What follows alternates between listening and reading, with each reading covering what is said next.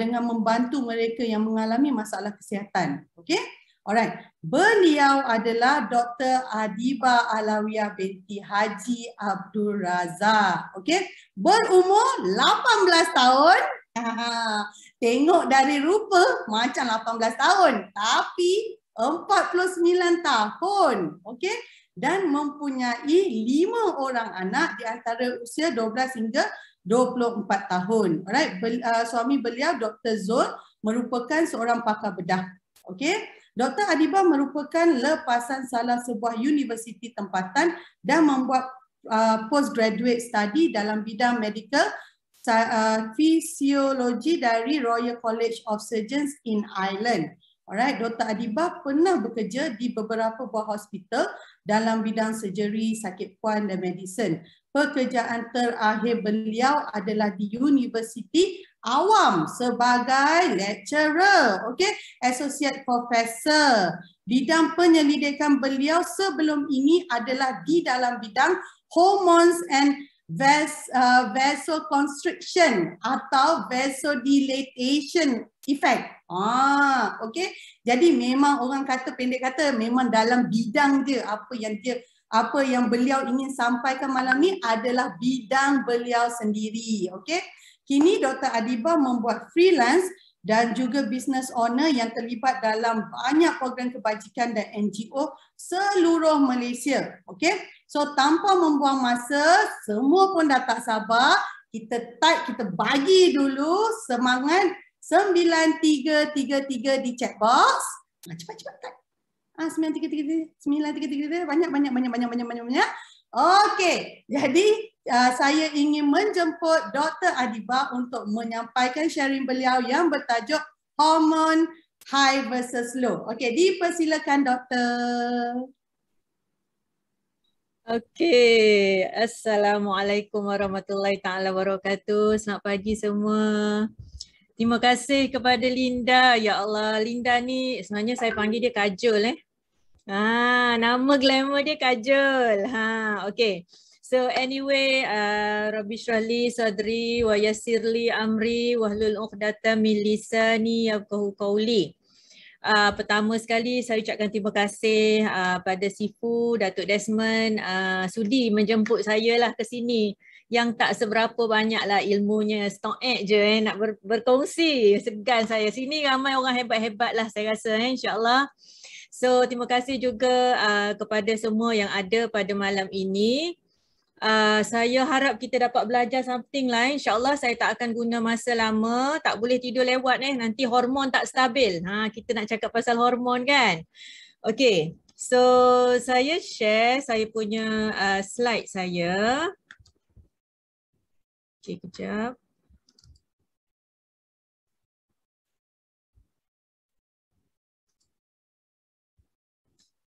Okay, so clear tak? Nampak ke slide?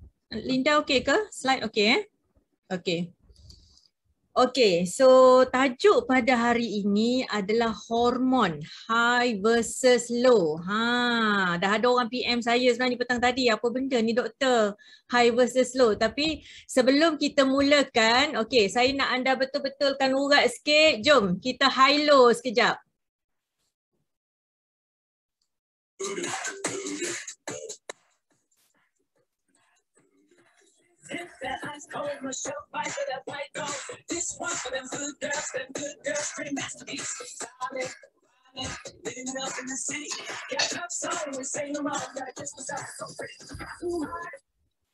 Kita nak high low ni ke apa ni Linda ni? Ke nak high low apa?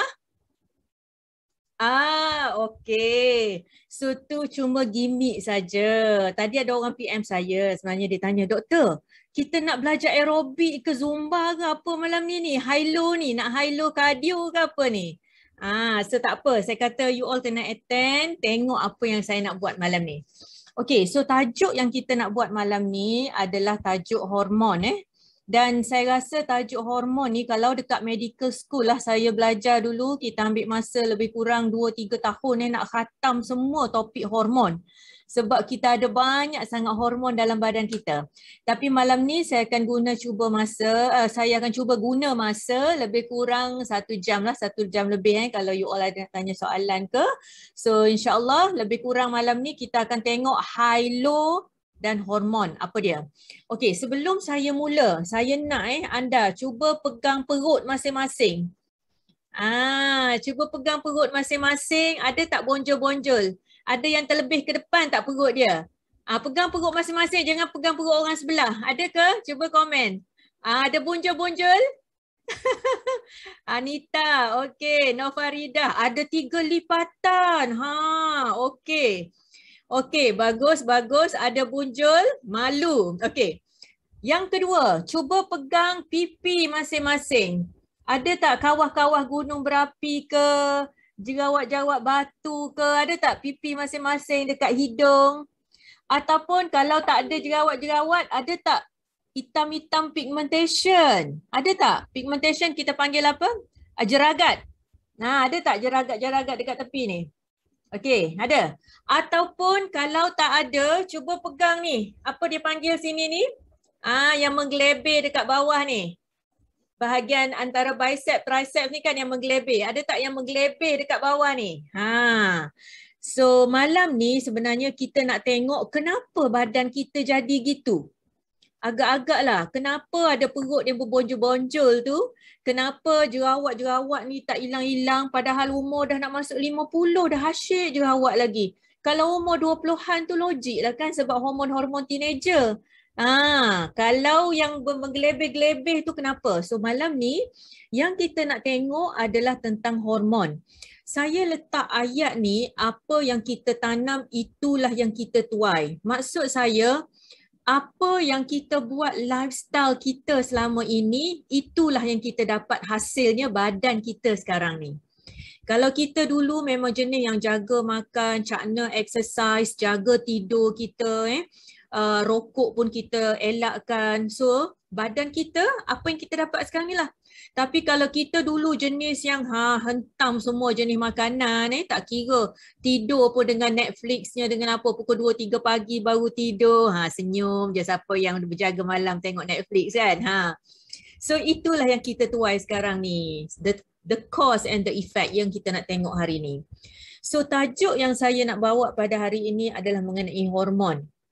Dan saya rasa kebanyakan daripada kita, bila kita dengar pasal hormon, ada orang lelaki dia kata, tak apalah doktor, saya tak nak dengar lah tajuk ni sebab ni topik orang perempuan je, dia kata.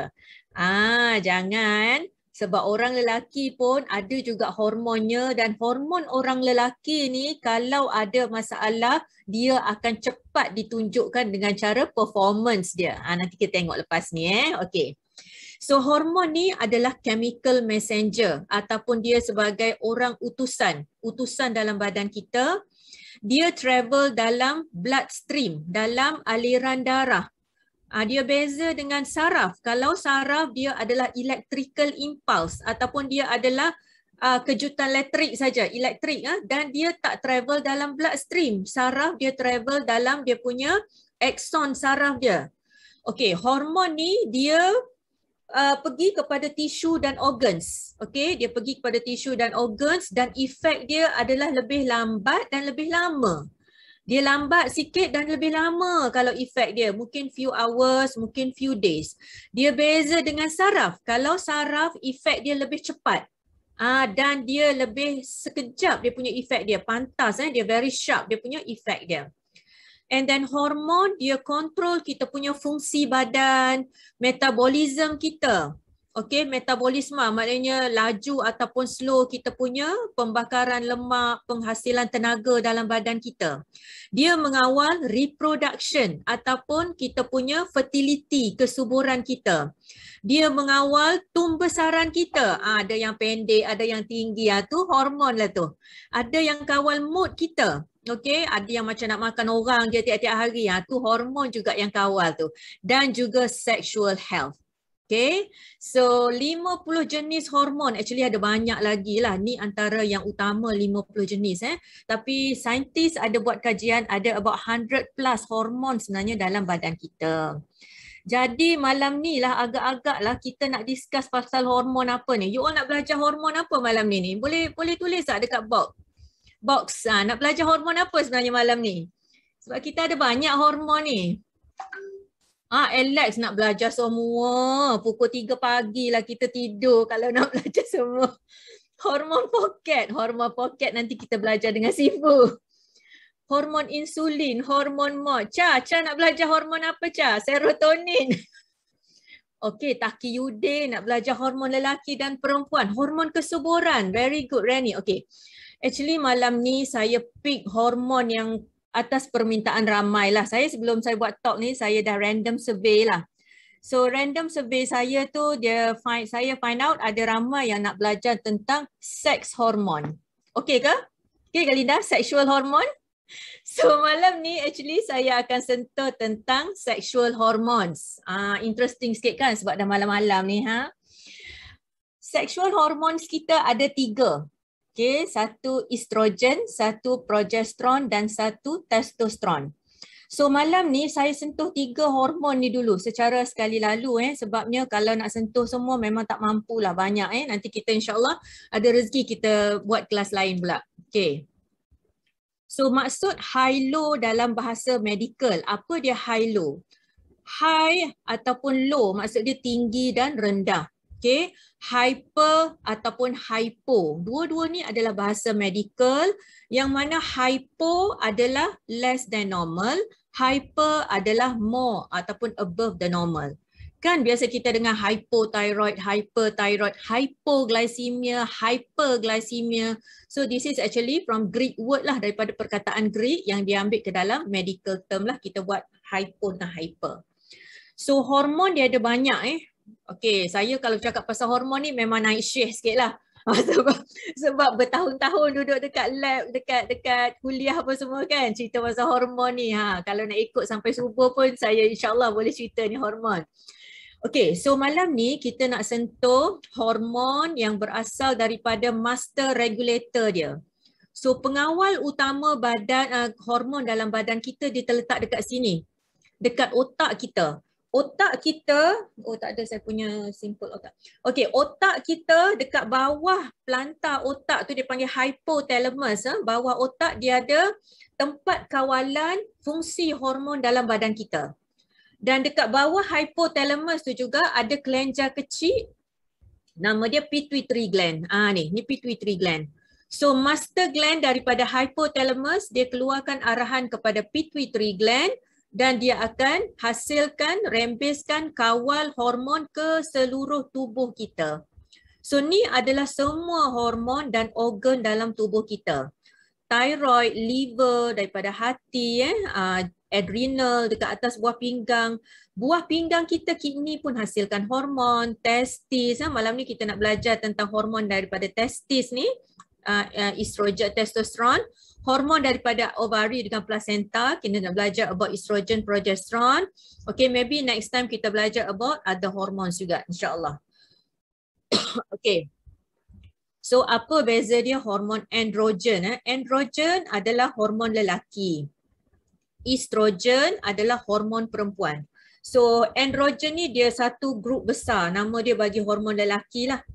Dan estrogen adalah one big group, hormon wanita. Dan androgen ni dia punya type ataupun jenis yang utama kita panggil testosteron. Estrogen dia ada 3 jenis yang utama bergantung kepada fasa mana kehidupan wanita. Okey, dia ada estradiol, dia ada estron dan estradiol. Okey, tapi yang paling kuat, yang paling powerful adalah hormon estradiol, yang bagi curve. Kalau wanita kan ada bentuk dia bentuk badan dia lekuk situ lekuk sini, semua tu estradiol. Okey, yang paling powerful dalam badan wanita. Tapi bahaya juga estradiol ni ataupun estrogen ni. Kalau dalam amount yang cukup dia akan bagi shape yang elok wanita. Tapi kalau dia hyper ataupun dia terlebih estrogen, dia akan jadi out of shape. Tak ada shape langsung. Okay, straight saja ataupun besar situ, besar sini, tak ada shape. So bahaya estrogen ni. Dan androgen adalah hormon lelaki yang dihasilkan di testis. Estrogen adalah hormon wanita yang dihasilkan di ovari. Androgen adalah bertanggungjawab untuk seksual reproduktif lelaki dan estrogen adalah untuk seksual reproduktif sistem wanita. So biasanya kita panggil kalau estrogen dengan testosteron ni dia saling melengkapi. Kita panggil yin yang dia. So yang dengan yin, female energy dengan male energy. So kalau ikut yin yang ni, dia adalah yin ni, female energy dia lebih kepada pasif, tapi tak semestinya jugalah, ramai juga yang aktif, agresif kan. Intuitive, creative, dark, stillness kalau ikut yin. Yang ni dia adalah male energy. Dia lebih kepada alpha energy, dominant, aktif, sebab dia adalah lebih kepada yang. Tapi this is just energy lah, kita bandingkan. Okay, now saya nak tanya dekat sini. Siapa dekat sini yang ada masalah bacaan kolesterol dia yang tak normal? Boleh saya tahu tak? Ramai tak ada dekat sini? Kita ada 700 lebih orang. Ada berapa ramai dekat sini yang ada masalah dengan kolesterol level dia yang tak normal? Ada ke? Sama ada LDL dia tinggi ke? Michelle tinggi yang mana? LDL ke triglyceride? Puspa kolesterol tinggi. Ramai ke? Tak ramai kan? LDL, yes, LDL tinggi ya Puspa. Okey, Suzilawati, Rokia. Okey. Okey, kenapa saya tanya pasal LDL ni? Miza tak pernah check. Miza ke ni? Kena check tau. You kena check. Every year at least kena buat sekali blood test. LDL tu, Rokiah binti Daud, LDL tu adalah low density lipoprotein ataupun kolesterol kita yang kita panggil bad cholesterol lah. It's actually not a bad cholesterol, tapi fungsi dia tu, kita panggil bad cholesterol, LDL tu. Okay, so ni adalah bacaan kolesterol biasa dalam darah kita. Kenapa saya tanya pasal kolesterol ni? Apa kaitan dia dengan hormon? Okay, tengok dekat sini. Kalau kolesterol kita ada masalah, hormon kita kemungkinan besar akan ada imbalance. Okay, you all tengok ni. Kenapa saya kata gitu? Okay, you flashback, throwback balik tengok. Betul tak apa yang saya cakap? Okay, daripada kolesterol, sintesis hormon progesteron, hormon testosteron dan hormon estrogen, estradiol ni berasal dari kolesterol. So not all kolesterol dalam badan kita ni jahat. Ada certain types of kolesterol yang memang badan kita guna untuk hasilkan hormon. Steroid hormon. So antaranya adalah sex hormon, progesteron, testosteron dengan estrogen atau estradiol. So tengok sini. Sebab apa saya tanya kolesterol tu? Sebab bagi anda yang ada masalah kolesterol level yang tak normal, most probably biasanya hormon anda akan ada tak balance. Sama ada anda akan ada masalah fertility atau kesuburan. Kalau lelaki mungkin akan ada masalah ED, erectile dysfunction. Kalau wanita mungkin ada masalah kulit, mungkin ada masalah belly fat. So tu adalah semua ada kaitan dengan masalah hormon yang tak stabil. Okey. Kita kategori hormon dalam badan kita dia ada banyak jenis. Satu kita panggil amine hormones. Ini adalah daripada asid amino. Asid amino ni dia membina hormon, contohnya norepinephrine. Ada jenis hormon daripada peptide. Asid amino dia akan bergabung pendek, dia akan jadi peptide. Okey, contoh peptide adalah hormon oksitosin. Siapa ingat hormon oksitosin ni hormon apa? Siapa ingat hormon oksitosin? Siapa tahu? Ada cikgu bio tak sini? Tak apalah saya cakap lah, tak tahu. Awet muda. Okey, Najah. Yes, betul Najah. Oksitosin ni adalah hormon awet, bukan awet muda. Awet muda. Yes. Oksitosin juga adalah hormon bonding. Kita panggil bonding hormon. So memang betul oksitosin is one of the kita punya happiness hormone yang boleh panjangkan umur kita. Kita panggil hormon awet muda. So siapa yang nak tinggi oksitosin dia? Ada tak nak belajar? Saya nak bagi satu tips sini. Siapa yang nak awet muda? Siapa yang nak kulit dia tegang? Siapa yang nak umur dia panjang? Siapa yang nak sihat? Siapa yang nak sentiasa happy? Oksitosin dia kena dalam level yang mantap, yang tinggi. Apa yang you kena buat? Senang je. Pagi-pagi selain daripada jaga makan apa semua kan. Pagi-pagi sebelum pergi kerja, peluk dulu pasangan anda. Siapa tak ada pasangan tolong peluk tiang. Ataupun peluk bantal golek. Sebab bila kita hugging ataupun bila kita peluk pasangan kita, hormon oksitosin ataupun kegembiraan kita akan naik dengan tinggi. Senyum je Linda mentang-mentang lah dia dah tak PJJ sekarang ni kan. Boleh peluk, lepas ni boleh peluk. Okay, yes. So oxytocin is one of the happiness hormone yang akan bantu kita untuk beat a lot of diseases dalam badan kita insyaAllah. Next kategori adalah hormon protein, daripada protein. So amino acid dia satu amino acid dia akan bentukkan amine hormone. Amino acid yang bergabung jadi short chain dia akan bentukkan peptide hormones. Peptide hormones yang bergabung ataupun link antara satu sama lain dia akan bentukkan protein hormone. So protein hormone ni dia lebih besar dia punya molekul dia, antaranya adalah human growth hormone. Okay, human growth hormone ni juga kita panggil hormon awet muda. Apa cara yang paling senang untuk kita maintain hormon human growth hormone kita ni? Ni ada rahsia lagi, banyak rahsia malam ni. Human growth hormone ni kita boleh tingkatkan pertama dengan cara berpuasa. Okay, puasa, fasting. Fasting physiologically akan increase kita punya growth hormone. Yang kedua, growth hormone ni dia boleh meningkat dengan cara exercise. Cycling ke ataupun kita jogging ke, kita apa-apalah, any types of exercise. Okay, tapi jangan sampai over exercise yang sampai you exert sampai terlalu penat yang gila-gila, tak. Dia exercise yang dalam keadaan kita punya heart rate kita dalam keadaan terkawal. So growth hormone kita akan naik. Jangan sampai stres, nanti growth hormone kita akan terbantut. Okay, last kali adalah kategori steroid hormones. Steroid hormones, contoh yang saya bagi tahu tadilah yang dihasilkan daripada precursor ataupun bahan hasil itu daripada kolesterol, iaitu testosteron, progesteron. So cuba tengok daripada amine, peptide, protein, steroid, benda-benda ni sebenarnya dalam pemakanan kita. So kalau kita tak jaga makanan kita, how come you nak expect hormon you akan stabil? Macam mana orang yang makan tak tentu hala, timing tak betul, portion makanan pun tak betul, tiap-tiap hari fast food. You won't get the best untuk balance kan kita punya hormon kita. Okay? Dan hormon ni yang saya cakap tadi, hormon dia dihasilkan dekat organ dan dia mengalir dalam blood vessel kita. Dalam aliran darah kita. Dia beza dengan saraf. This is nerve, saraf.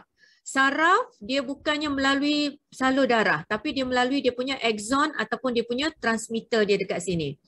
That's why orang yang ada masalah dengan kolesterol yang tinggi juga, yang mana dia ada masalah dengan aterosklerosis, lemak dalam blood vessel dia akan ada juga masalah dengan hormonal balance. So berjaga-jaga, hati-hati. Sebab sistem badan kita dia berkait antara satu sama lain. Okay, next. So jangan risau Rajah ni nampak dia sibuk sikit tapi it's okay. Saya cuba simplify.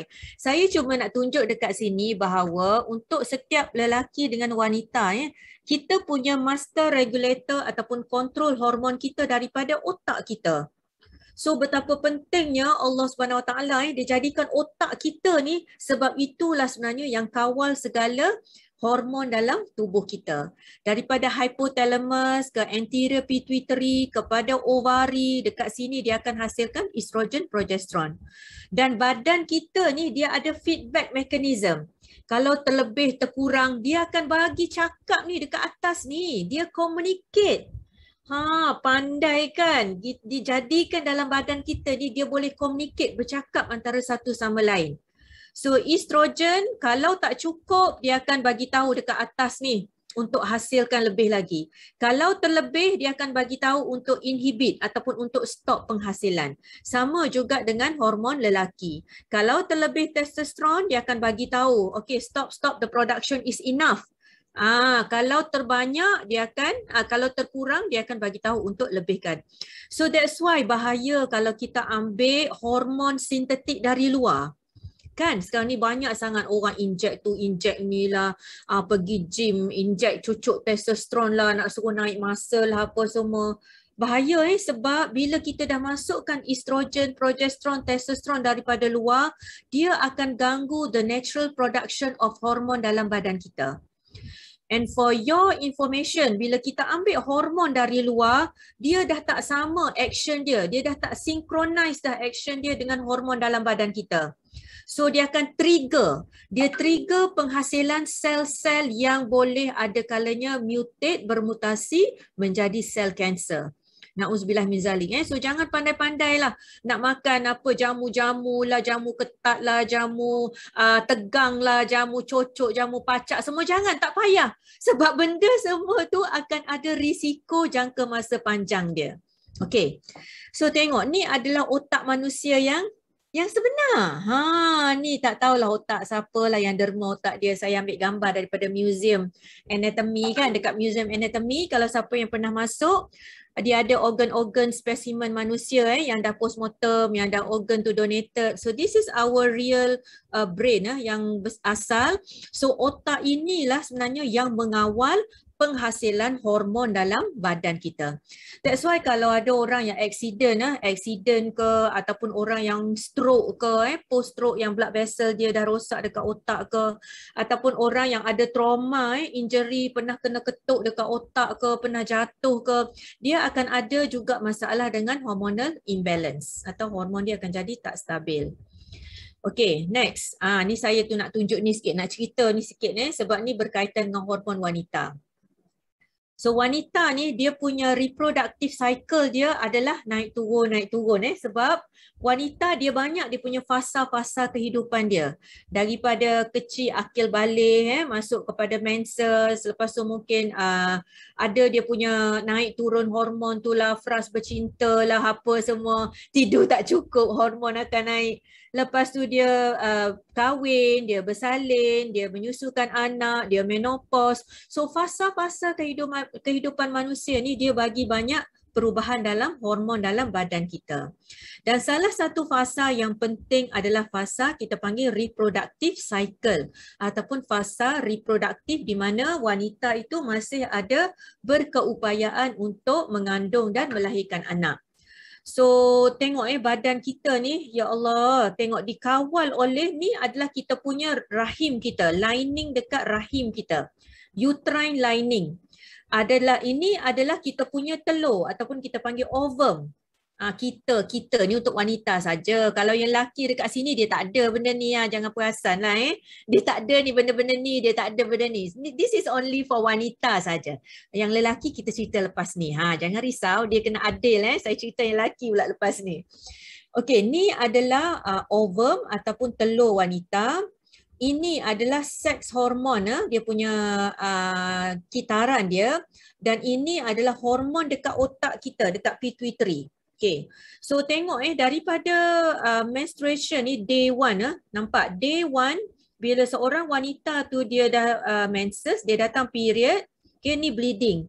Bila masa period tengok telur ovum pada masa ini sudah mula nak mengembang. Dia belum lagi keluar, belum lagi ovulate. Dia baru nak besar telur sebab dia nak prepare untuk wanita tu nak pregnant. Proses persediaan kepada seseorang wanita untuk pregnant dan melahirkan zuriat. So telur akan mula membesar, nampak telur ni mula nak matang di dalam folikel ataupun kilang telur. Ni dalam ovari. Ni semua ni cerita dekat dalam ovari. Ni semua cerita dekat rahim. Ini adalah kita punya level hormon kita. Okay. So apabila telur makin mengembang, makin membesar, makin matang, nampak telur bila dia makin membesar, dia akan mengeluarkan hormon estrogen. Hormon estrogen akan makin naik. Okey, ni hari pertama, hari kedua, hari ketiga menses. Biasanya hari ketujuh menses dia akan berhenti. Okey, habis menses ini. So bila habis menses, estrogen makin tinggi. Okey, dikeluarkan oleh ovum ni.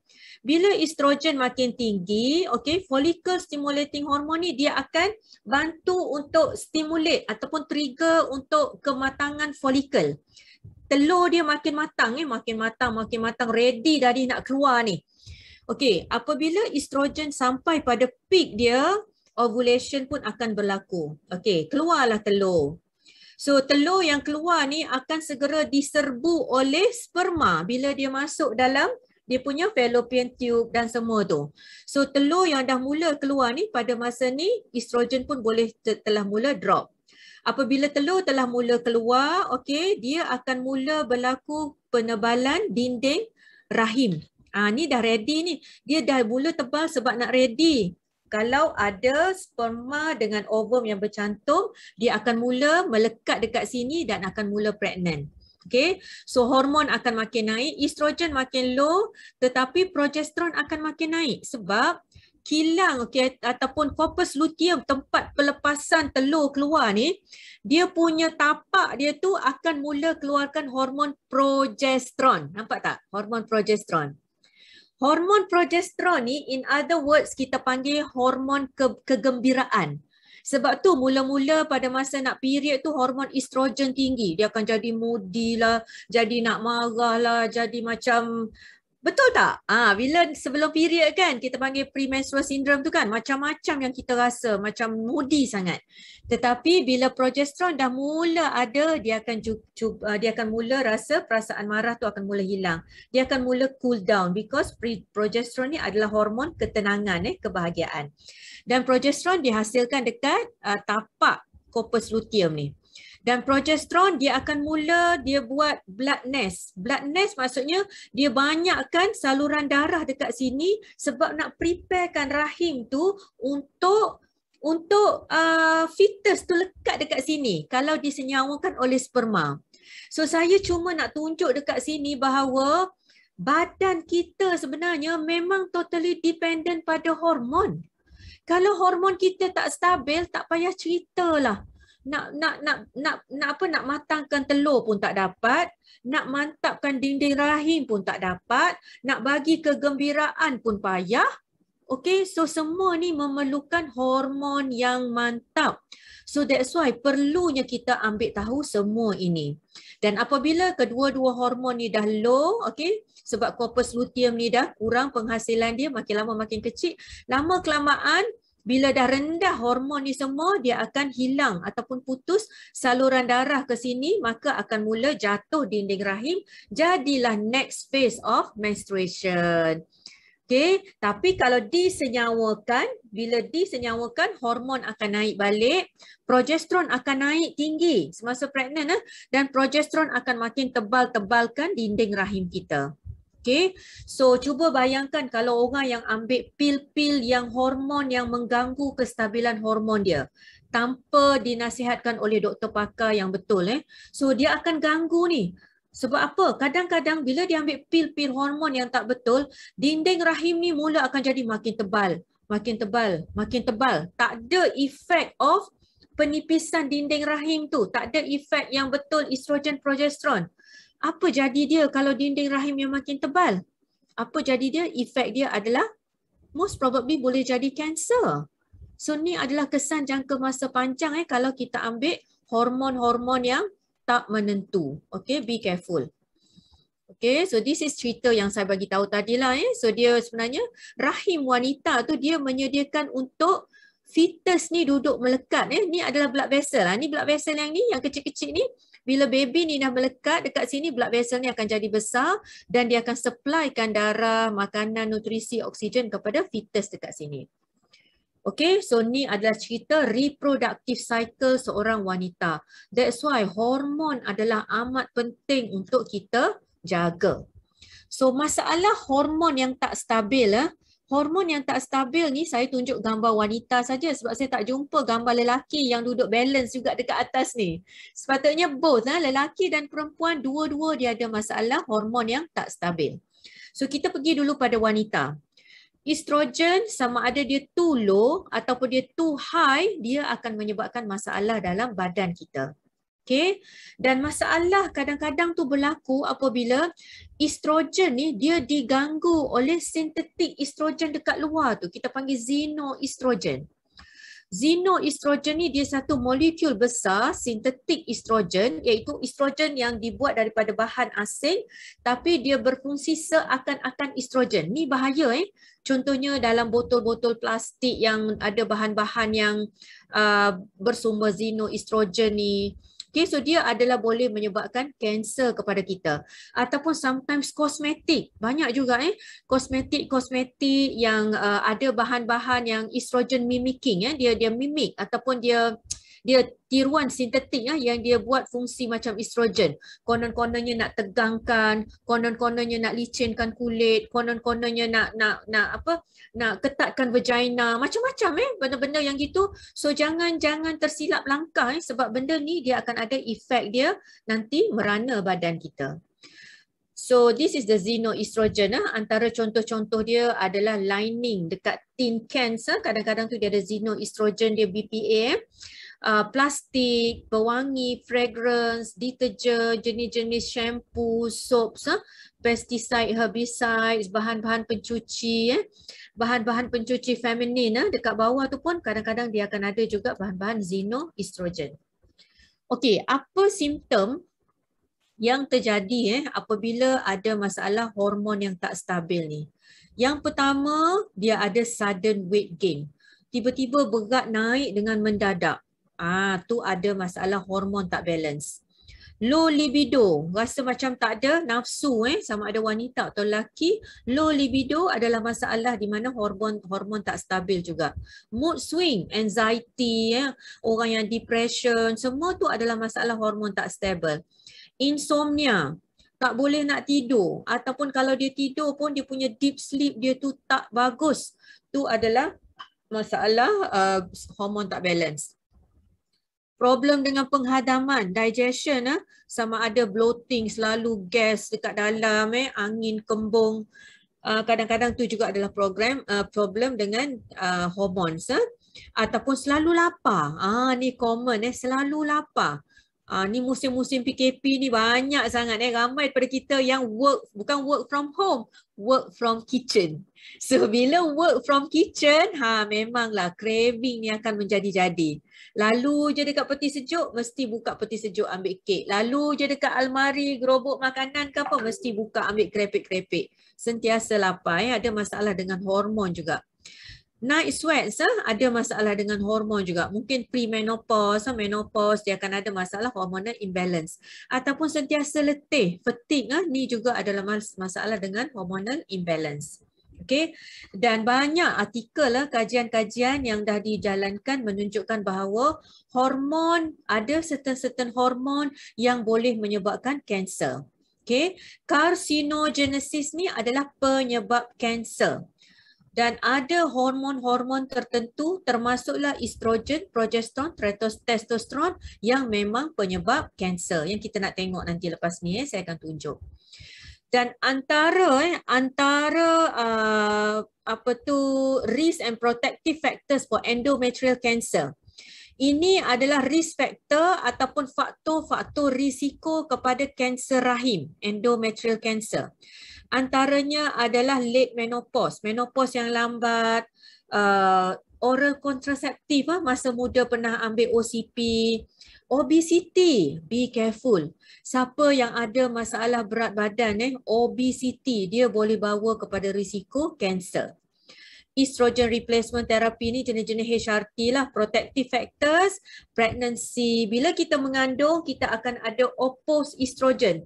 Tadi saya tunjukkan bila kita pregnant, progesteron kita akan mula naik, dia akan oppose ataupun dia kurangkan efek of estrogen yang terlalu tinggi. Okey, combine OCP, okey, dan banyaklah. So ni saya cuma nak tunjuk faktor-faktor risiko dia. Okey. Saya tunjuk beberapa contoh kanser dekat reproductive organ yang berasal daripada masalah hormon estrogen progesteron yang tak stabil. Ni adalah contoh cyst. Ni bukan kanser, ni adalah cyst. This is dermoid cyst dekat ovari. Okey, ni ovari kiri yang ada cyst, ini adalah ovari sebelah kanan yang normal. Ni adalah rahim dekat tengah. Ni adalah dermoid cyst. Kita panggil jenis-jenis cyst yang nama dia dermoid cyst yang kita dah buang. Ni adalah fibroid. Fibroid pun adalah hasil daripada masalah kita panggil estrogen, progesteron yang tak balance juga. Okey, fibroid. Okey, fibroid juga ni dekat uterus. Ni adalah rahim yang kita dah keluarkan dekat dalam ni. Ni adalah fibroid dekat dalam rahim. Ataupun breast cancer. Okey, kanser payudara dia juga adalah daripada masalah hormon yang tak stabil. Okey. Andaian kalau kecil 1 cm, mungkin kita tak boleh nak rasa dekat luar breast cancer yang kecil tapi bila kita buat mammogram ataupun mungkin ultrasound, ada possibility yang kita dah boleh detect. So kalau ada siapa-siapa dekat sini yang belum pernah buat mammogram 40 and above, sila buat sekali lah untuk pemeriksaan. Ataupun karsinoma, cancer. This is cancer uterus, rahim. Okay, ni rahim, ni adalah cancer dia, nampak tak? Okay, right fallopian tube normal, yang ni pun masih normal. Ini adalah kanser yang sudah agresif. Ataupun kanser ovari. Okay, yang kita dah remove. Nampak ni kanser ovari yang dah advance lah. Advance kanser ovari. Okay, itu adalah masalah ketidakstabilan hormon estrogen, progesteron. Now, kita tengok testosteron. Testosteron ni fungsi dia apa? Fungsi dia adalah untuk kulit, untuk muscles. Testosteron. Actually wanita pun ada hormon testosteron, tetapi hormon testosteron dalam wanita dia tak boleh terlalu tinggi, dia sikit saja. Okay. Lelaki pun ada hormon estrogen, tetapi hormon estrogen dalam lelaki dia dalam level yang kecil saja. So ada orang yang tak balance. Orang lelaki yang lebih hormon estrogen, maka dia akan jadi AU. Dia akan jadi sotong. Orang lelaki, orang perempuan yang lebih hormon estrogen, apa jadi? Dia akan jadi terlalu alpha, terlalu dominan, terlalu tomboy. So itu adalah efek kepada hormon dalam badan. So testosterone very good untuk muscles, dia grow muscles, dia increase strength. Untuk tulang perlu testosterone, untuk brain. Okay, lelaki dia lebih fokus, dia sex drive, untuk sex drive lelaki.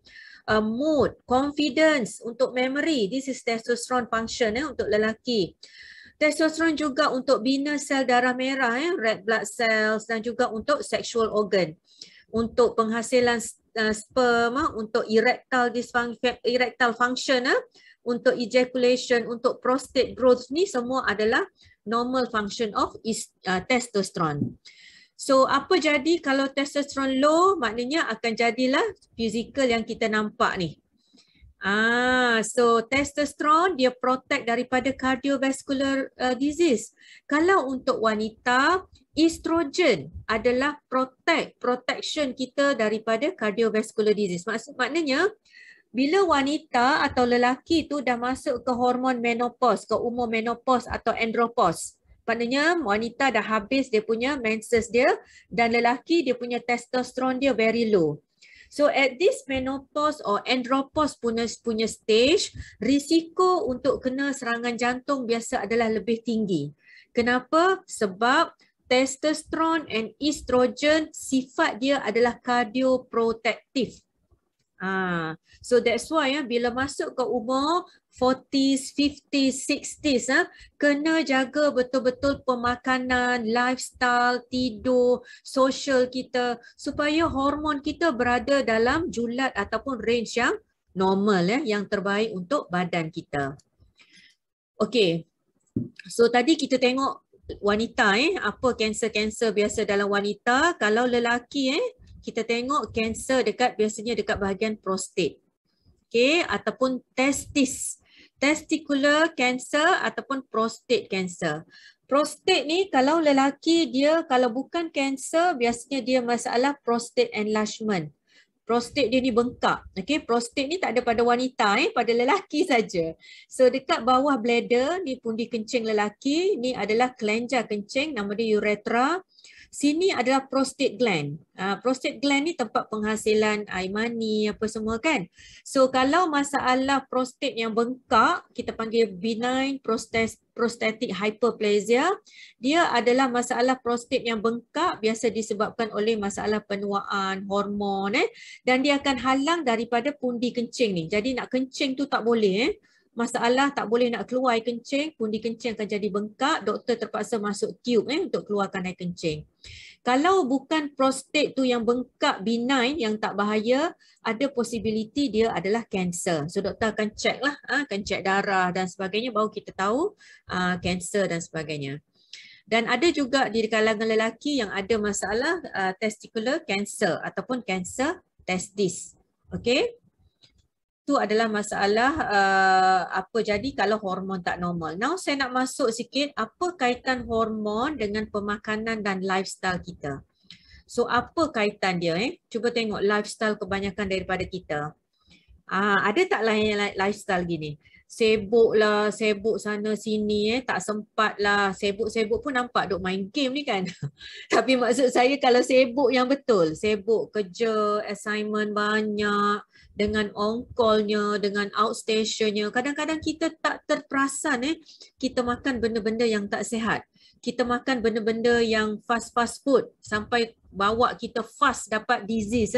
So lifestyle kita sebenarnya menentukan kita punya kesihatan kita. Okay, this is very serious. Saya letak artikel ni sebab ni adalah antara yang paling common. Okay, top causes of sleeping problems among Malaysian. Kenapa masyarakat kita ni tak dapat tak berjaya nak dapat tidur yang sempurna? Sebab apa? Tidur dengan masalah hormon dia adalah berkait rapat antara satu sama lain.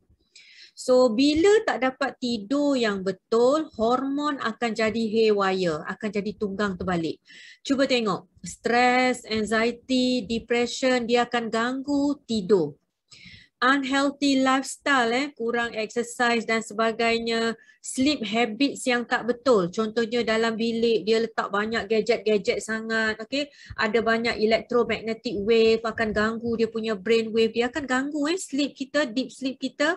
Ataupun ada environmental issue, masalah bau, masalah bunyi, masalah cahaya dan sebagainya boleh ganggu.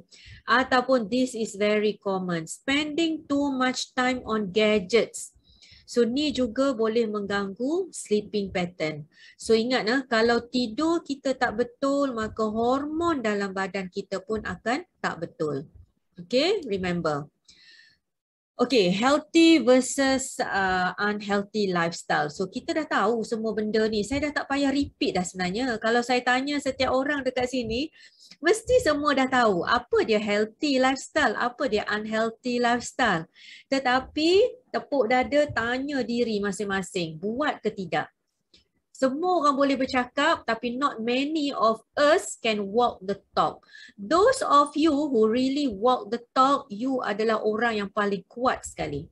Okay, so tengok the destiny is in your hands and yours alone. Tak ada orang boleh suruh you untuk dapat healthy lifestyle.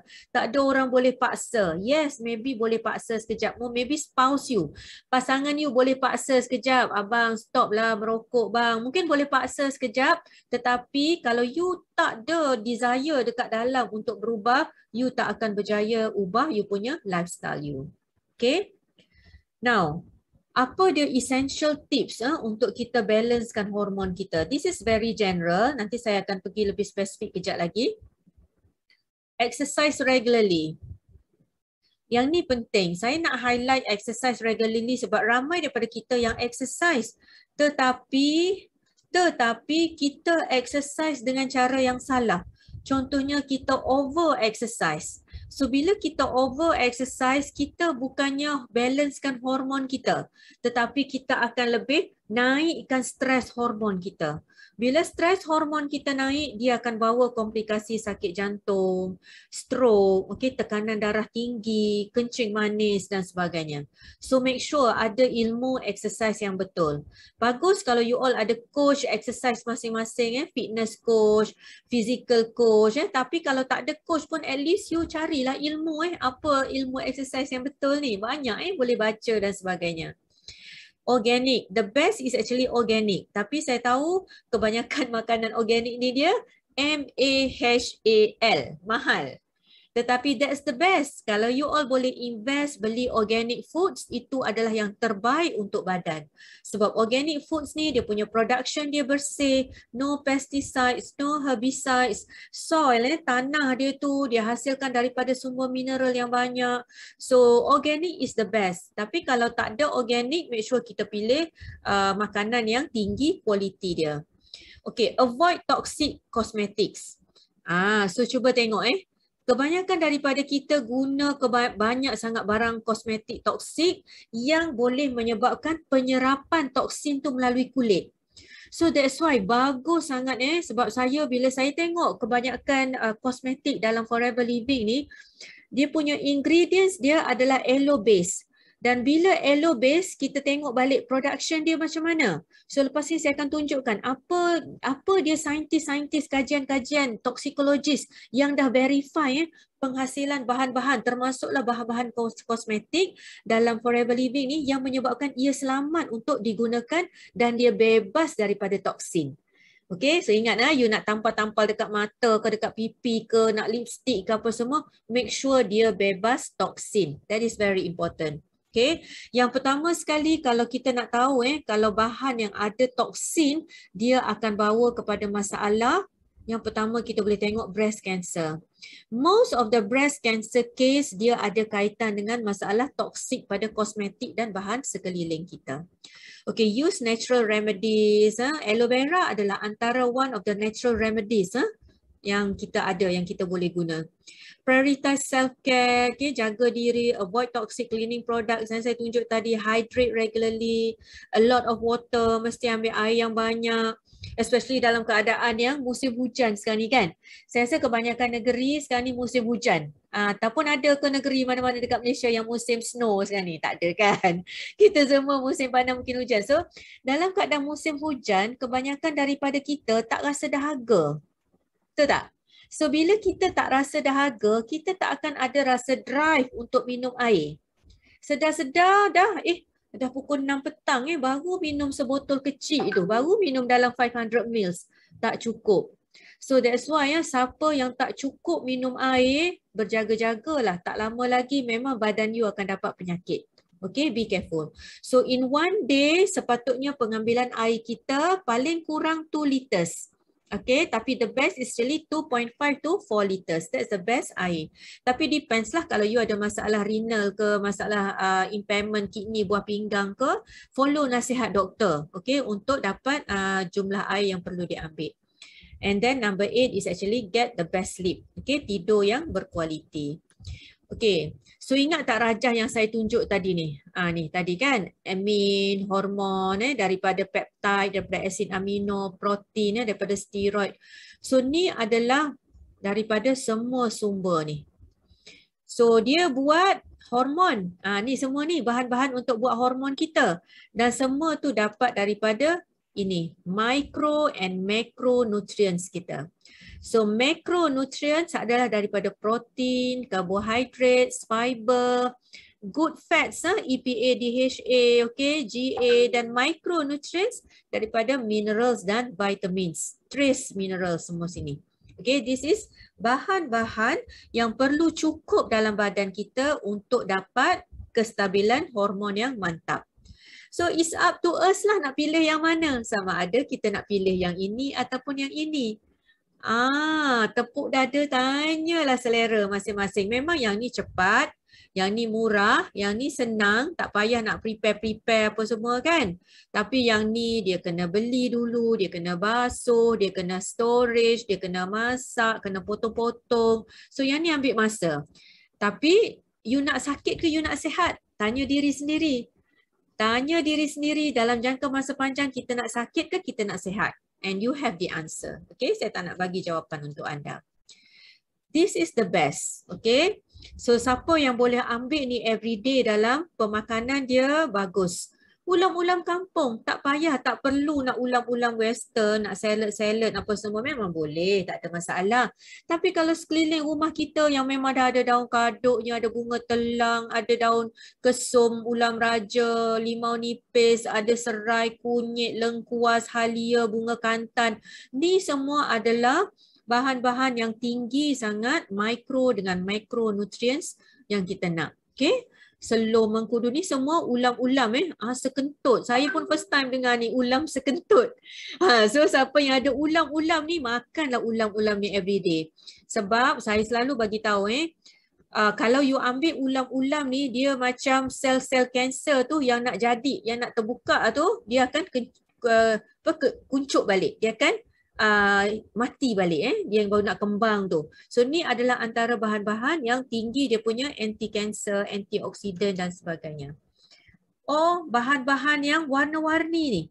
Colorful the darker the color, nampak tak color-color yang warna-warni ni. Ni adalah tinggi phytonutrients dia.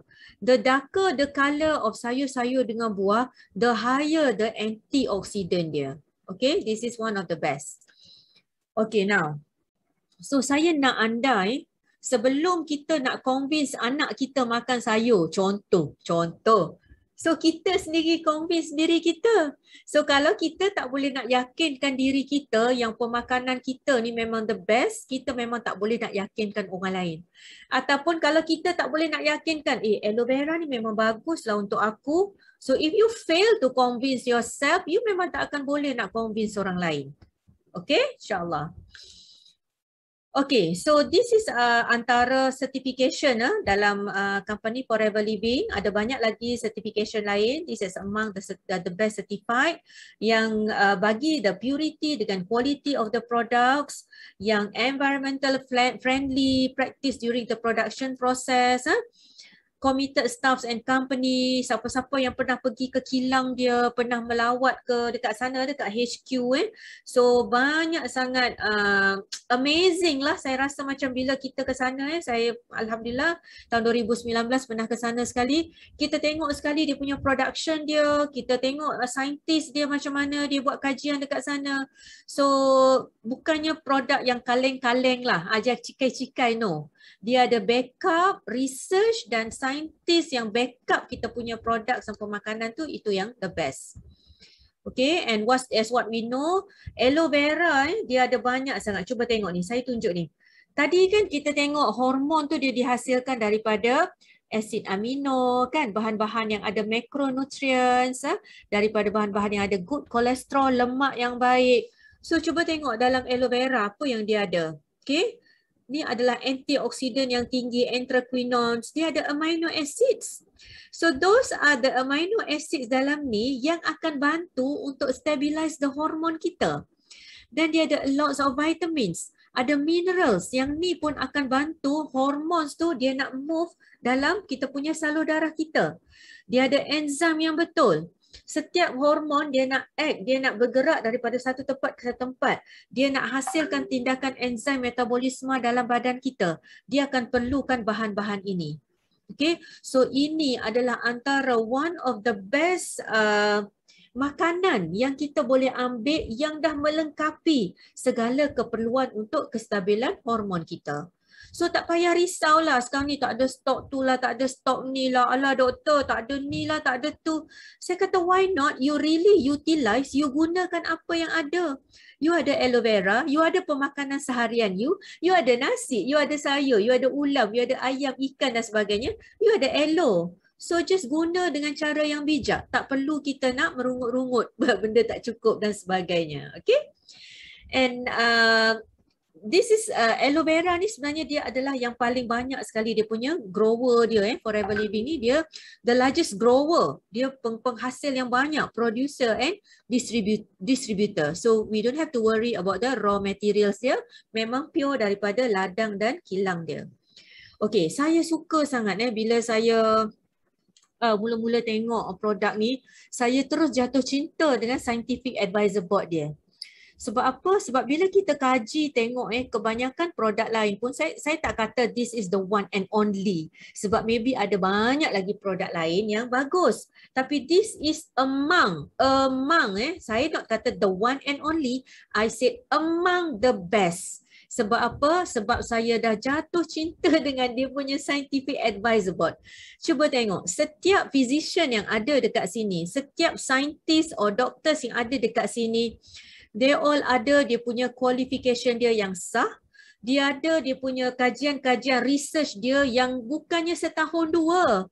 Those Dr. Roger, Dr. Peter and Dr. Wallace, dia punya research kajian dia dalam bidang klinikal, products dan sebagainya, bukan 1-2 tahun tetapi sudah lebih daripada 20-30 tahun. Kalau Dr. Wallace ni, Dr. Wallace Hayes ni, dia punya toxicologist ni, dia adalah pakar yang kaji toksin. Tahu tak toksin? Toksin kan, dia substan yang bahaya yang menyebabkan badan kita dapat penyakit. So dia ni memang kaji toksin tu je sampai dia tulis buku teks yang setebal beribu muka surat tu. Dia boleh tulis buku teks, dia dah tulis beratus-ratus jurnal dan artikel, dan dia dah kaji dari segi farmakologi, dari segi toksin, apa bahan dia, apa bahan yang kita perlu avoid, apa yang kita perlu masuk, stabilizer apa yang selamat, apa, semua tu dia dah kaji. So saya tak tahulah, saya kata Masya Allah, saya dah tak payah kaji dah. Dulu saya memang kaji, saya duduk dekat lab, masa dekat Royal College apa semua, saya memang kaji. Tapi saya kata now saya dah rely, saya dah tengok dia punya scientific paper dia. Dan it's up to you lah. Kalau you memang nak kaji juga, carry on saya kata. Tapi why not kita guna credibility orang yang memang dah ada experience. Okay, saya tunjuk you video ni. Okay, cuba tengok My name is Wally Hayes. I have been around in the area of toxicology for a little over 40 years. I'm Roger Clemens. I'm with the USC School of Pharmacy. My name is Peter Pressman. I studied medicine at Northwestern University. I was trained as a chemist and then became a toxicologist through advanced training and also working on the job. My background really is in nutrition and biological chemistry. So I understand how food and nutrients and drugs are metabolized in our body and what the benefits may be or the contraindications may be when we consume these kinds of substances. I was trained at Northwestern, at Rush Press St. Luke's in Chicago, and at the University of Wisconsin. I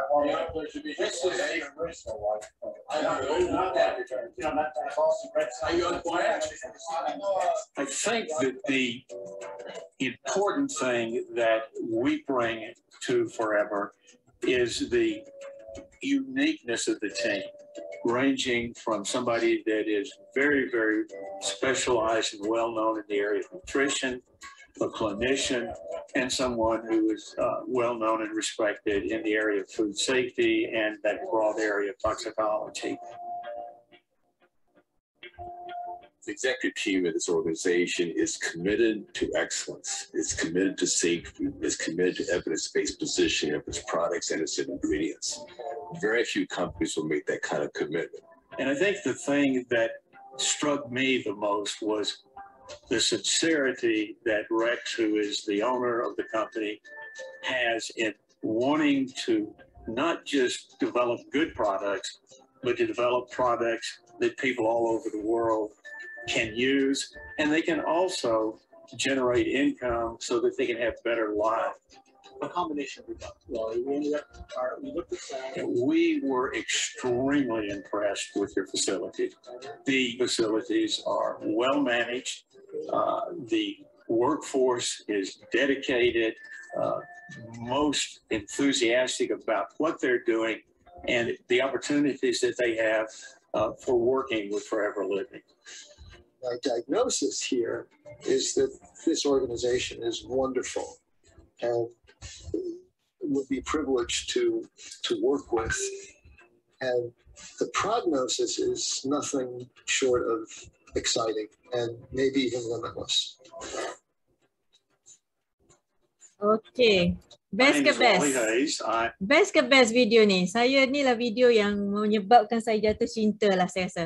Kalau you all perasan yang last kali kan, Dr. Peter tadi yang last kali dia cakap, dia punya diagnosis adalah this is the most wonderful. Dia rasa this is a wonderful organisation dia kata. Diagnosis maknanya semasa. Keadaan semasa apa? Dia kata my prognosis. Prognosis ni adalah dia punya jangkaan dia. Jangkaan jangka masa panjang dia. So dia kata my prognosis is this is the limitless. Maknanya tak ada limit. Kita boleh pergi far beyond apa yang kita ada buat masa ni. It's very wonderful. Okay, so saya nak masuk kepada pemakanan. Selain daripada pemakanan sihat yang kita ada dekat rumah kita, nasi dan sebagainya, apa pilihan yang kita ada? Kita ada aloe vera gel. Okay, this is one of the best yang saya cerita tadi. Okay, apa yang kita ada dalam ni, this is yang kita ada. So gunakan dengan sebaiknya. So all the antioxidants, carbohydrates, hormones, enzymes, organic compound, semua yang kita ada ni adalah bahan-bahan yang akan bantu untuk stabilizekan kita punya hormon dalam badan. Okay, aloe vera dipenuhi dengan banyak makro dan micronutrients. Okay, dan combine, we can also combine dengan nectar, dengan pomistin, one of the product yang highest dia punya ORAC value dia akan bantu untuk kita baiki kestabilan hormon kita dalam badan. Apa pilihan yang kita ada juga? Bee products. Okay, kita ada banyak. Kita ada honey, kita ada bee pollen, bee propolis, royal jelly. So all the bee products yang kita ada, dia punya function dia adalah antara yang penting untuk balancekan hormon kita. Saya just nak tunjuk some research paper yang bee products. This is one of the best review lah. Siapa yang interested boleh cari paper ni nanti. Honey, propolis and royal jelly, dia review tentang dia punya biological actions and health benefits. So kajian banyak sangat yang dibuat tentang honey, propolis dengan royal jelly yang menunjukkan dia punya efek dia memang amat tinggi kualiti dia dalam kehidupan manusia. So cuba tengok detail ingredients bee pollen. Apa yang ada dalam bee pollen yang kita makan everyday. So dia punya active ingredients dia ada 25 minerals, dia ada 11 enzymes, 14 fatty acids, dia ada 18 vitamins, dia ada protein, dia ada carbohydrates, amino acids. Ni adalah antara sumber penting. Good fats. Dalam ni pun ada good fats yang boleh bantu hasilkan hormon, steroid hormones kita, estrogen, progesterone, testosterone. So yang lain-lain, amino acid semua ni boleh bantu kita punya amines, hormon, peptide, hormones, okay, yang lain-lain. So that's why bee pollen adalah antara satu pemakanan yang lengkap. Kalau tak nak ambil vitamin lain pun, ambil bee pollen, that's more than enough dah. Okay, selain daripada aloe vera gel. Okay, dan bee pollen, tengok very good untuk prostate health.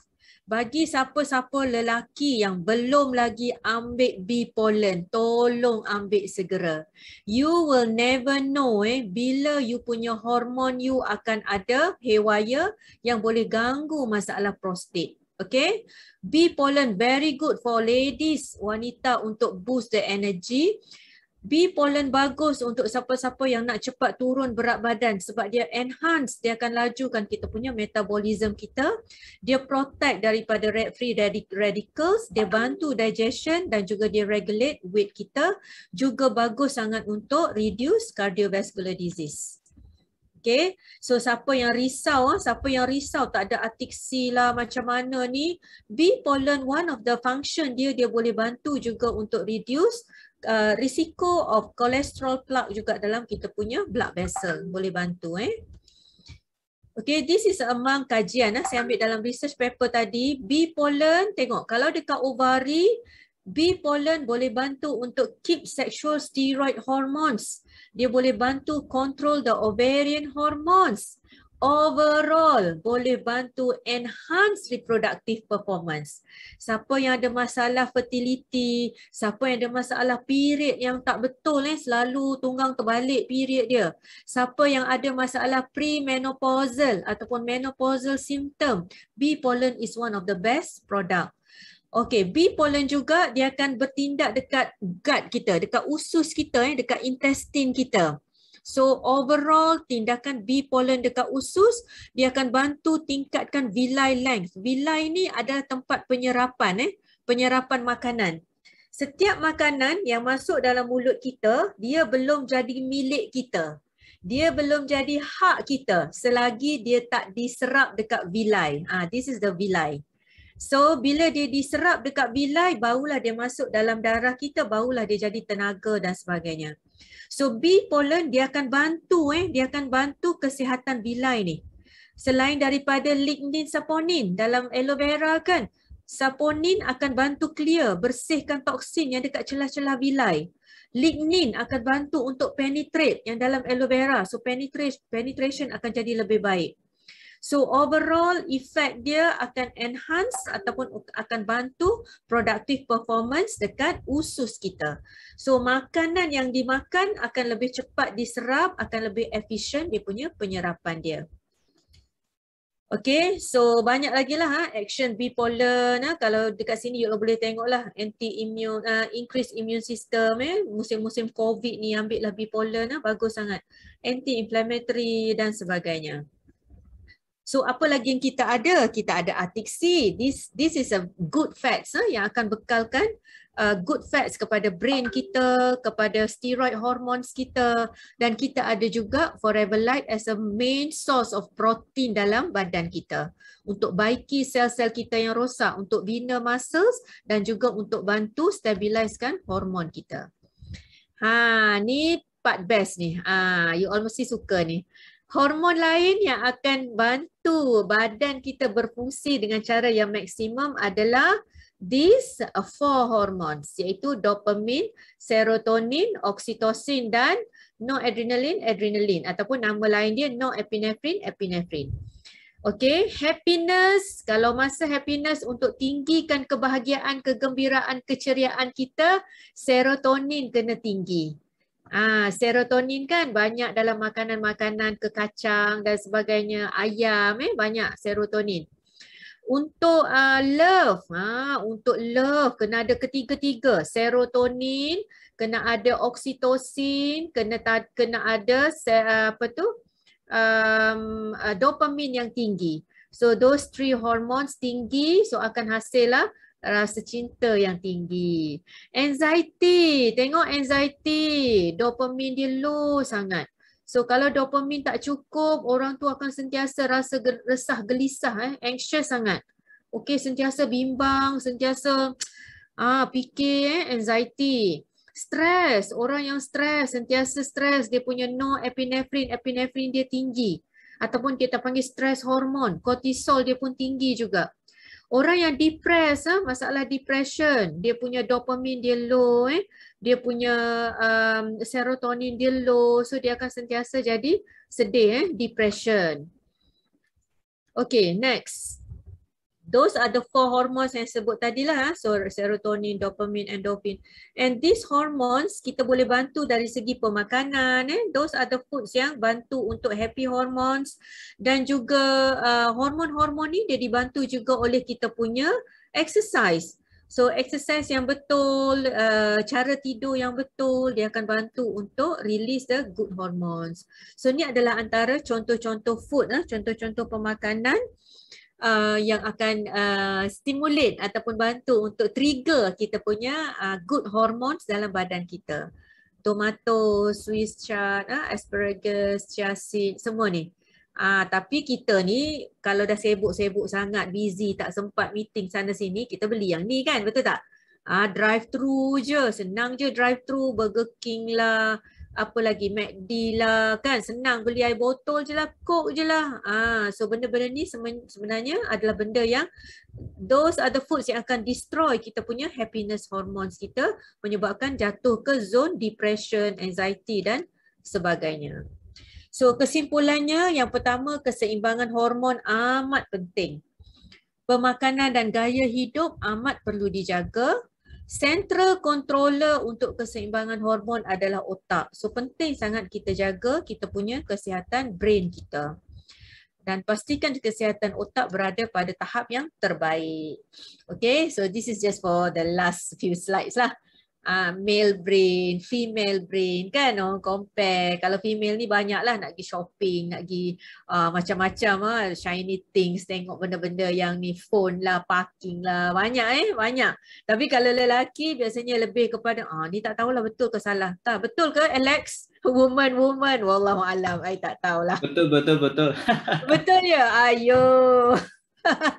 Okay, and then male and female hormones, kajian dia menunjukkan ada satu research dia kata kalau otak lelaki dia lebih wiring dia daripada depan belakang, okay, connections wiring, okay, depan ke belakang. Maknanya between the front and back parts of the brain, which could account for the better spatial skills and motor control. So orang lelaki sebab tu dia lebih kepada direction kan, nak pergi mana-mana, pandai tengok map, okay, ataupun motor control, lebih kepada behavior physical kan.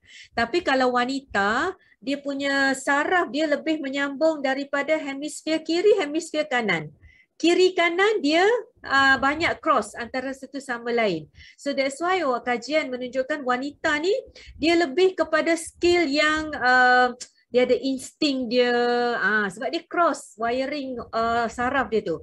Dia lebih kepada verbal, sebab untuk verbal dia punya neuron ataupun saraf dia kena cross hemisfer. So wallahualam, kajian saintis menunjukkan gini.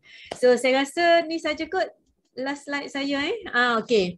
The more you worry, the more you throw off the delicate balance of hormones required for health. So dia vicious cycle lah. Kalau kita risau, hormon kita akan jadi tunggang terbalik, kita jadi stres, stres tu akan jadi lebih, hormon tak betul dan sebagainya. So we have to break the pattern. How to break the pattern? You must have a good circle. Cari circle kawan-kawan yang betul. You break the pattern dengan you ambil a new lifestyle. Cuba exercise, cuba ambil pemakanan yang betul dan sebagainya. Okay, so saya rasa tu saja kot. Maybe ada 1-2 soalan lah kalau ada yang nak tanya. Kalau tak ada soalan, kita end up here. Saya tak nak habis lewat sangat ni sebab very important kita jaga kita punya melatonin hormon. Kita tidur lewat, kita punya melatonin hormon kita akan jadi low. So bila melatonin kita low, you tak akan dapat you punya deep sleep you. Bila deep sleep you tak cukup, you tak akan dapat baiki you punya masalah kencing manis, darah tinggi, obesity dan sebagainya. Okay? So tu saja, saya ucapkan terima kasih. Sorry kalau ada apa-apa yang tersilap terlepas cakap, saya terus serahkan kepada MC. Okay, terima kasih Dr. Adiba untuk ilmu yang paling berharga untuk kita semua. Okay, seronok kan ilmu kita malam ni? Macam kita ni macam bakal-bakal doktor macam tu kan? Saya kalau setiap kali kelas dengan Dr. Adiba, saya memang feeling sikit Dr. Haslinda. Okay, alright. Ingat keseimbangan hormon adalah penting. Pemakanan. Doktor banyak kali akan tekankan kepada pemakanan kita yang perlu dijaga. Okey, doktor, saya ada soalan, boleh tak doktor? Boleh. Okey, yang pertama, apa beza cyst dan fibroid? Okey. So cyst dengan fibroid ni dia adalah daripada, dia dua benda yang dari segi kita tengok patologi dia tu lain sikit. Maknanya kalau kita tengok bawah mikroskop tu dia ada beza sikit. Tapi dari segi terminologi dia lebih kurang sama. Dan masalah dia daripada hyperestrogen lah. Dia penyebab dia sama, maknanya estrogen yang terlalu tinggi, surge tinggi yang tak balance dengan progesteron. Progesteron too low, estrogen too high, dia akan menyebabkan masalah cyst and fibroid ni. So beza dia sikit dari segi patologi saja, tapi kalau tengok dari segi superficial dia lebih kurang sama lah. Okey, terima kasih doktor. Lagi satu doktor. Normal ke doktor bila time period naik jerawat? Okey. Linda selalu kan naik jerawat kalau period? Alhamdulillah tak ada. Okay. So sepatutnya kalaulah hormon tu balance dengan elok, sepatutnya tak ada naik jerawat lah sebenarnya. Jerawat ni sebenarnya dia naik apabila kita ada terlebih sikit hormon testosteron. Dia ada lebih sikit hormon lelaki. Dia akan menyebabkan ada naik jerawat tu. Tapi tak juga, tak semua orang. Certain orang, wanita, kalau dia tersilap makan, contohnya dia ada pemakanan yang bergoreng, pemakanan yang inflame, yang menyebabkan inflammation sikit, dia boleh menyebabkan estrogen dia pun jadi naik juga, jadi tak normal. So dia boleh juga jadi jerawat. Okay? So benda-benda itulah you punya kesihatan dan sebagainya, kesihatan kulit. Yang ni kena belajar dengan Kowi lah nanti Kowi nanti boleh ajar. Tapi menjawab soalan Linda tu, yes lah. Sometimes some people bila dia period, menses, dia akan ada masalah hormonal imbalance juga, dia boleh jadi. Tapi most of the cases, kalau masalah high testosterone, itulah biasanya yang jadi jerawat banyak lah. Okay. Alright, last doktor. Suami ada, saya susah sikit nak sebut kalau term doktor ni. Dia tulis sini peripheral arterial disease, PAD. Doktor sarankan buat clamp, tarik ion dari salur darah, kos sangat mahal. Adakah cara lain selain buat terapi hormon? Periarterial disease mana ni? Siapa yang tanya? Minit yang keberapa? Norwati. Allah, minit yang keberapa tadi? Saya tak terambil minit keberapa lah doktor, in between tadi. Tak apa. Norwati yang tanya. Sebab saya tak tahu the nature of the diagnosis benar dia macam mana. Jadi saya rasa quite unfair lah kalau saya nak komen. Untuk yang bertanya, sepatutnya kalau ada doktor bagi certain management ataupun rawatan dekat hospital, cuba discuss dulu dengan doktor lah. Sebab saya tak nak bila kita ambil suplemen ke apa semua, kita dah overrule hospital. Saya tak nak gitu. Okay, so kalau ada management daripada hospital, discuss dulu dengan doktor.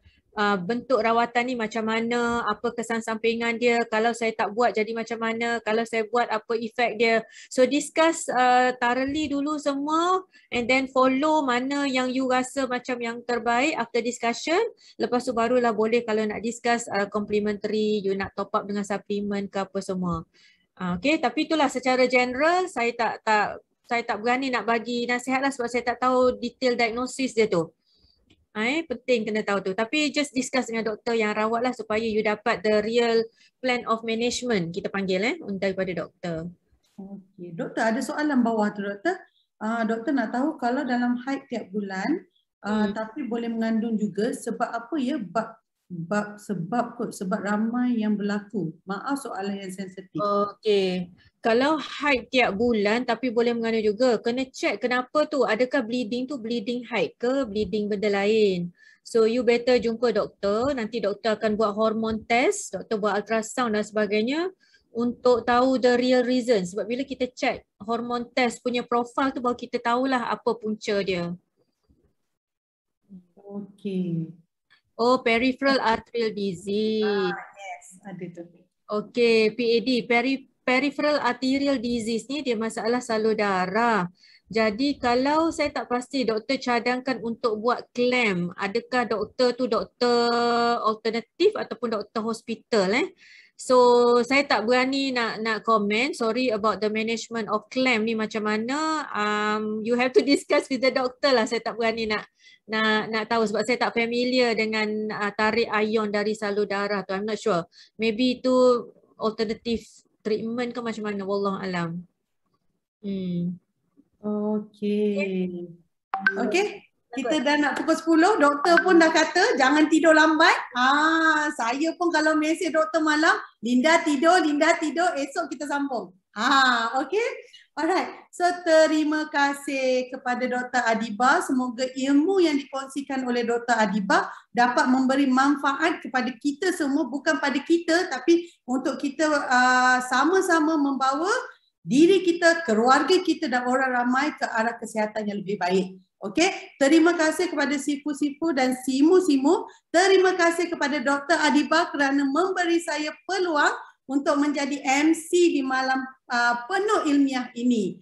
Okey, so last kali untuk malam ni, boleh tak kita on camera dan kita ambil gambar? Okey? Alright, Sifu Alex tu ambil gambar? Okey. Okey, on camera. Wah, semangat. Baru nampak Papa Berry tu. Tadi tak on camera. Okay. Okay, ready? 1, 2, 3. Love. Okay, 1, 2, 3. Page yang kedua, ada banyak page. 1, 2, 3. Page yang ketiga. 1, 2, 3. Page yang keempat. 1, 2, 3. Page yang kelima. Okay, 1, 2, 3. One more time. Okay. Very good. Okay. So, back to our MC tonight. Okey, so terima kasih kepada semua sehingga kita berjumpa lagi. Okey, Assalamualaikum dan selamat malam. Bye. Terima kasih Dr.